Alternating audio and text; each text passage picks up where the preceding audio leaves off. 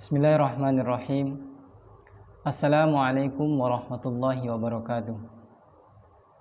Alhamdulillahirabbil alamin, hamdan katsiran thayyiban mubarakan fi kama yuhibbu rabbuna wa yarda. Allahumma shalli wa sallim ala nabiyyina Muhammad sallallahu alaihi wasallam wa ala alihi wa ashabihi ajmain.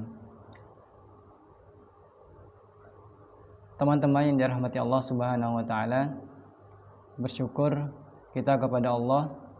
Alhamdulillah di waktu hari ini, di pagi ini kita masih bisa merasakan nikmat Allah yang luar biasa, masih bisa berpuasa dengan sehat. Semoga kita semua selalu dalam keadaan sehat walafiat. Teman-teman yang dirahmati Allah, kita sama-sama mengucapkan terima kasih kepada guru kita, yaitu kepada Bapak Dr. Muhammad Arfan Muammar MPDI, yang sudah mendampingi kita semua dalam belajar. Insya Allah pada kesempatan hari ini saya diberikan amanah dalam mata kuliah ini, yaitu Sejarah Sosial Pendidikan Islam. Adapun judulnya, saya mendapatkan judul tentang Madrasah Nizamiyah dan pengaruhnya terhadap perkembangan pendidikan dan mazhab Sunni. Dalam materi ini ada 4 hal yang ingin saya sampaikan, atau ada 4 pokok pembahasan. Yang pertama yaitu tentang sejarah berdirinya lembaga pendidikan Nizamiyah ini.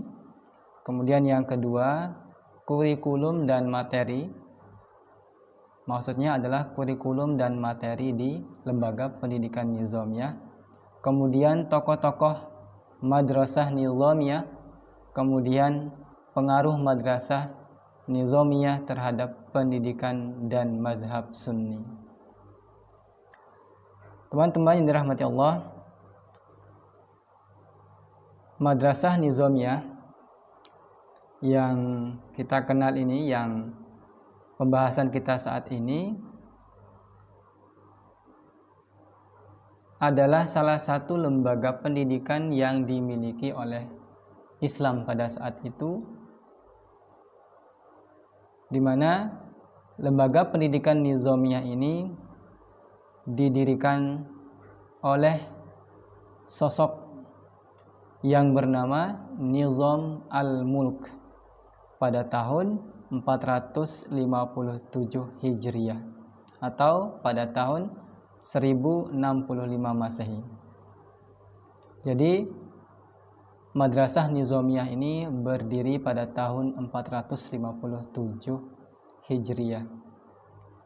Nah, Madrasah Nizamiyah ini adalah madrasah yang berdirinya tidak hanya sekedar sebuah pendidikan biasa, tapi Madrasah Nizamiyah ini adalah madrasah yang sangat menjunjung tinggi Al-Quran dan Sunnah sebagai acuan, sebagai pedoman utama. Namun di sini terlebih dahulu saya ingin menyampaikan latar belakang berdirinya Madrasah Nizamiyah.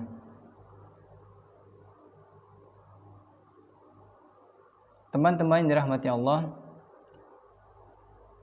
ada beberapa hal yang melatar belakangi berdirinya Madrasah Nizamiyah adalah sebagai berikut.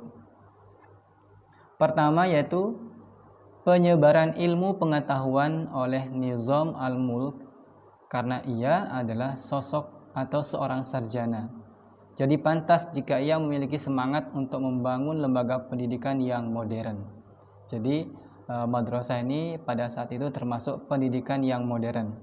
Kemudian faktor yang kedua yang melatar belakangi munculnya Madrasah Nizamiyah ini adalah konflik keagamaan yang sangat panjang dalam sejarah Islam hingga abad ke-5.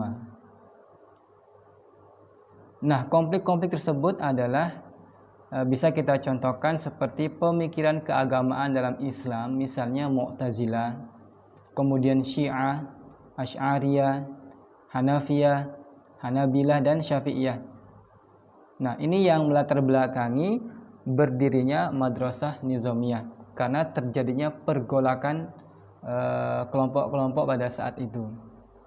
Nah, harapannya memang pendiri Madrasah Nizamiyah ini berharap dan bercita-cita ingin menjadikan dasar utama pemikiran Ahlus Sunnah wal Jamaah sebagai acuan utama, yaitu menjadikan Al-Quran dan Sunnah sebagai pedoman atau sumber rujukan.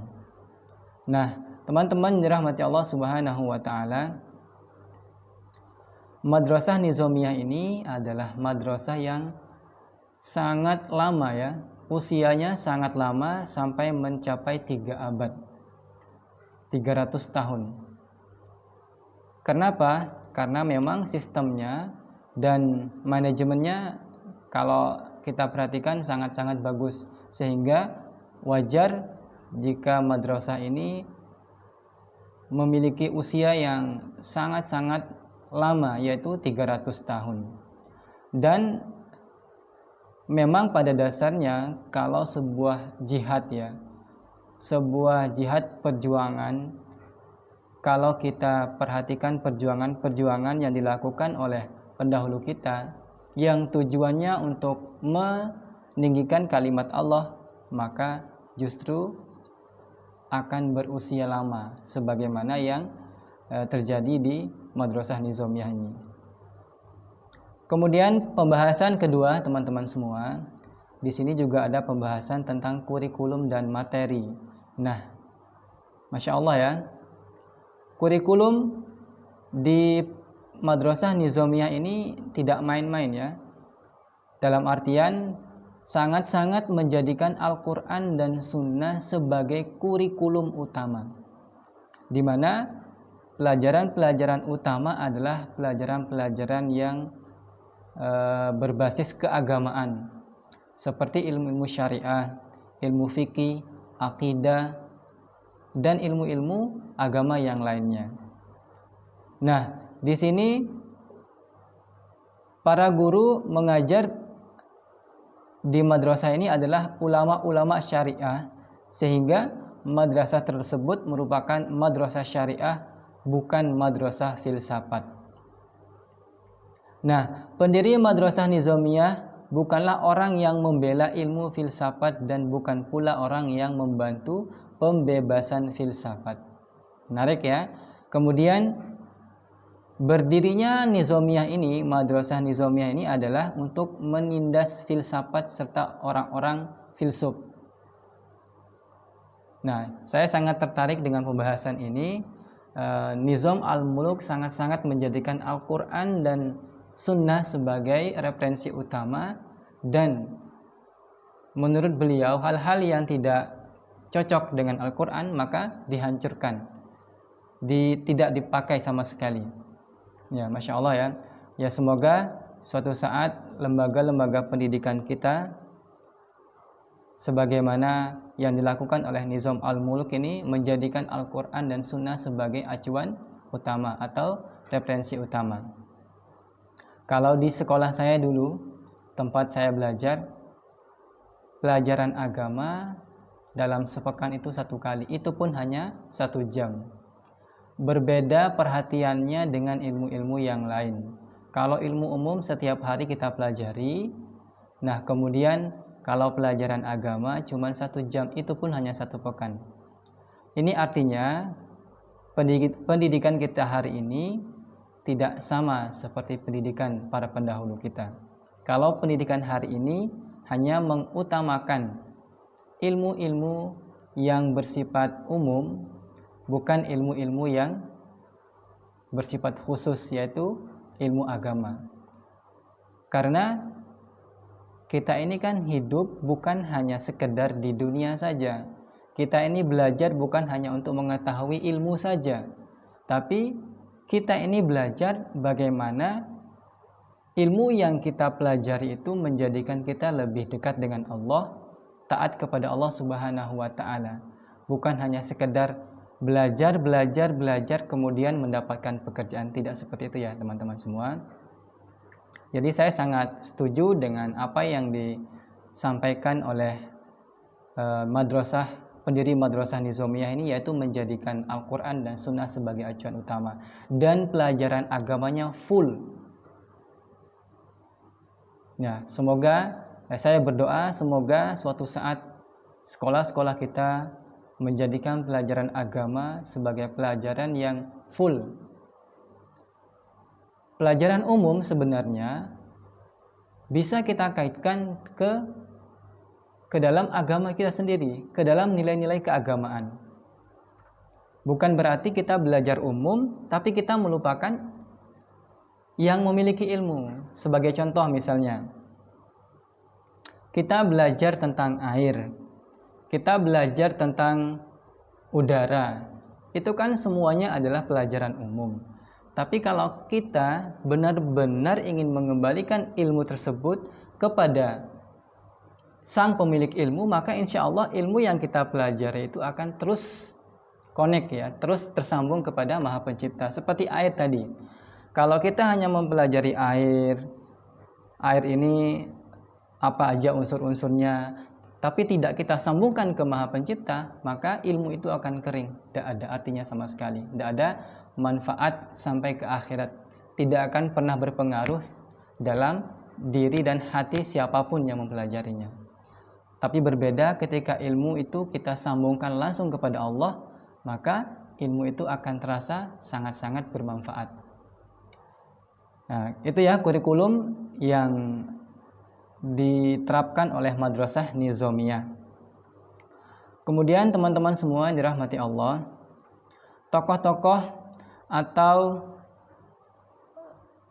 tokoh-tokoh yang memberikan pelajaran di Madrasah Nizamiyah ini salah satunya adalah Abu Ishaq Al-Shirazi, kemudian Abu Nasr As-Sabagh, kemudian Abu Qasim Al-Alawi, kemudian Abu Abdullah At-Tabari, kemudian Abu Hamid Al-Ghazali, kemudian yang berikutnya Radiyuddin Al-Qazwaini, kemudian Al-Fairuza Abadi.